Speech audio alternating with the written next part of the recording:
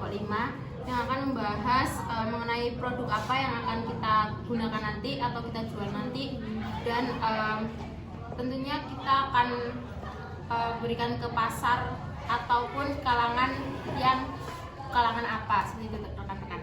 Baik, mungkin dari rekan-rekan ada tambahan atau pendapat mengenai produk apa yang akan kita jual nanti? Gimana kalau misalnya kita nanti jual semacam jamu atau minuman yang sehat gitu? Boleh, mungkin dari rekan-rekan lain? Bisa, kalau menurut saya mungkin infused water, kalau enggak buah-buahan segar. Baik, mungkin Dea bisa dijelaskan kenapa kok ambil jamu? Gini kan, jadi kita tadi temanya harus ketiga kan ya. Nah, jamu itu menurut saya untuk minuman jamu itu masuk di gizi kerja karena memiliki cukup kelengkapan gizinya juga. Seperti itu. Tapi izin berpendapat, kalau misalnya kita ngambil jamu itu ada seseorang yang mengatakan kalau jamu itu kurang sehat untuk pencernaannya. Ada pasti kalau dikonsumsi secara terus-menerus ginjalnya yang tidak kuat seperti itu. Mungkin dari Bian mengenai alasannya? Kurang lebih sama seperti yang diungkapkan dia. Saya ingin fokus ke gizi bagi pekerja, makanya saya menyarankan untuk memberikan produk yaitu buah segar dan infused water. Saya punya ide, kalau misalnya kita ide bisnisnya itu pengadaan APD itu gimana? Tapi APD-nya yang dikonsumsi atau dibutuhkan untuk maba atau mahasiswa di Poltekkes, bagaimana? Contohnya APD-nya itu apa?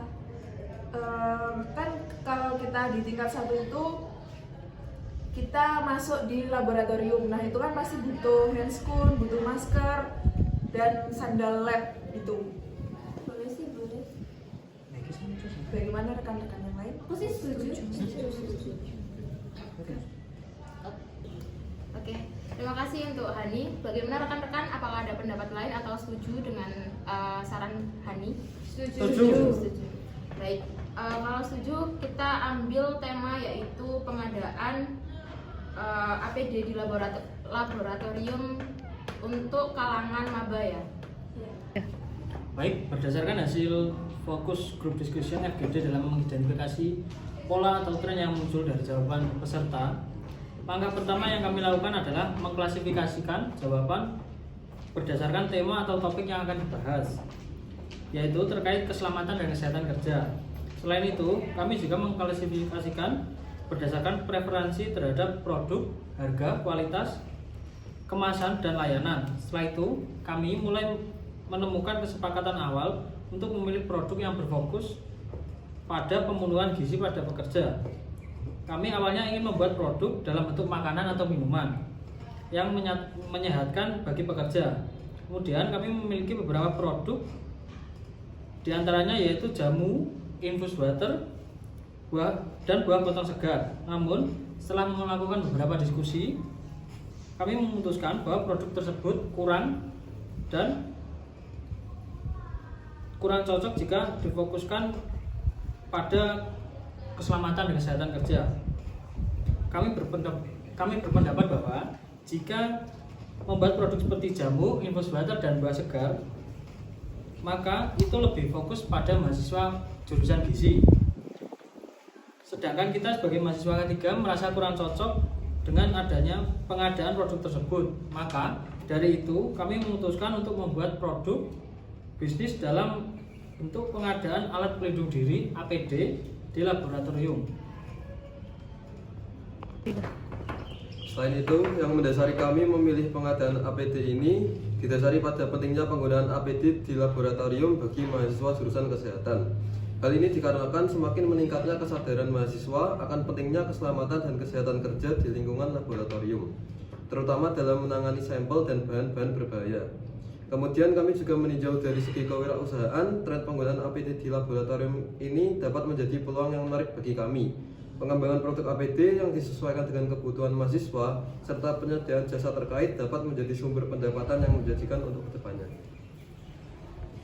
Oke, baik rekan-rekan semuanya, karena tadi sudah dibahas oleh teman-teman kita, mungkin selanjutnya rencana untuk pemasaran produk kita itu bagaimana ya rekan-rekan? Mungkin ada yang bisa memberikan pendapat atau masukan lain? Rencana strateginya itu kita langkah awal, kita langkah-langkah untuk mengambil keuntungannya dulu. Kita memikirkan hal tersebut dulu. Yang pertama, kita melakukan riset pasar terlebih dahulu. Yang kedua, peminatan produk, survei dulu. Yang ketiga, menentukan harga. Yang keempat, pemasaran dan promosi. Yang kelima, manajemen keuangan. Dan langkah kedua, kita harus mengembangkan produk. Yang pertama, membuat packaging, karena minat dari konsumen itu dilihat dari packagingnya dahulu. Langkah kedua adalah pengembangan produk. Yang pertama, kita membuat packaging yang menarik, karena dalam packaging itu kita bisa menarik perhatian konsumen untuk minat di produk kita. Yang kedua, membuat pilihan paket. Jadi kita tidak monoton di satu penjualan, tapi kita mengkolaborasikan produk dari handscoon, masker, dan sandal lab tersebut. Yang ketiga, memberikan gift tambahan jika pemesanan banyak. Yang keempat, membuat konten promosi di sosmed. Yang kelima, memberikan pelayanan yang terbaik berdasarkan 5S. Dan yang ketiga, kita melakukan strategi pemasaran. Yang pertama, pengembangan produk, memastikan produk yang ditawarkan memiliki kualitas yang sesuai dengan standar kesehatan dan harga yang terjangkau.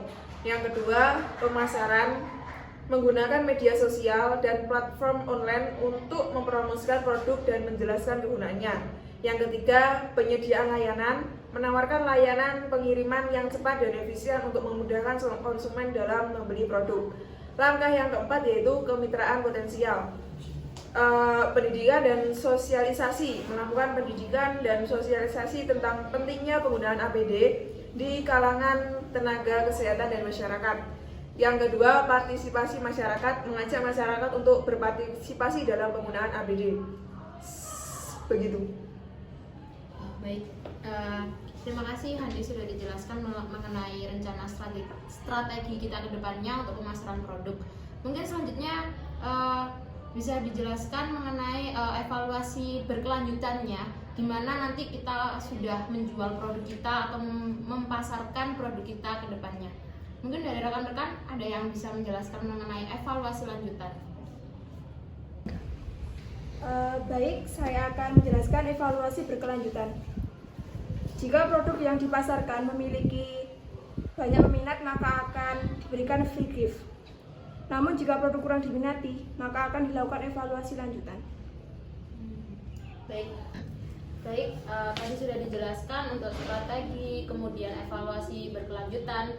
Mungkin kita usai sudah rapat pada siang hari ini. Mungkin saya tarik kesimpulan dari yang kita bahas tadi, bahwa kita akan menjual penyediaan alat pelindung diri di laboratorium, yaitu ada 3 paket tadi ya, gold, silver, dan bronze. Dan mungkin nanti untuk kalangan penjualnya bisa di adik maba atau mahasiswa tingkat 1, seperti itu rekan-rekan. Baik, saya tutup. Terima kasih. Wassalamualaikum warahmatullahi wabarakatuh. Waalaikumsalam warahmatullahi wabarakatuh.